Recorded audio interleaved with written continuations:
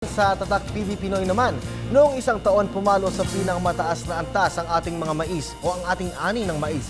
Kasabay po nito ang pagtitiyak naman na mataas na napoproduce nating mais. Ngayon pong 2013, binigyang parangal sa kauna-unahang National Corn Quality Achievers Award ang namumukod tanging local government units at agricultural extension workers. Narito ang special na ulat ni Fe Ramirez. Sa unang pagkakataon, pinarangalan ng mga pamahalaang lokal sa bansa kaugnay ng kanilang namumukod tanging ginawa para sa industriya ng pagmamaisan. Nangunang lalawigan ang Pangasinan sa mga kinilala sa 2013 National Corn Quality Achievers Awards na kasabay ng ginaganap na 9th Corn Congress sa Tagaytay City. Ang mga awardees na kinabibilangan ng mga corn coordinators at agricultural extension workers ay nagmula sa iba't ibang bayan, lungsod at lalawigan ng Pilipinas.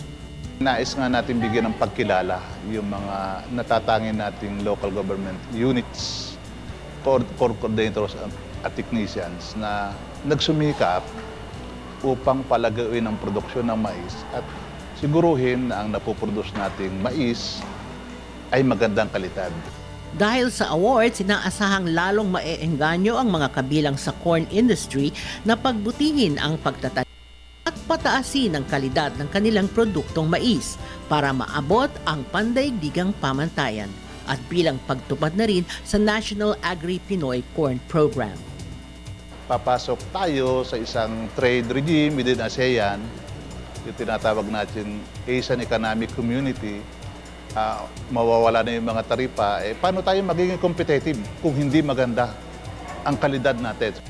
Ang mais ay pumapangalawa sa mga pinakamahalagang pananim ng Pilipinas. Nagtala ito ng pinakamataas na produksyon noong isang taon.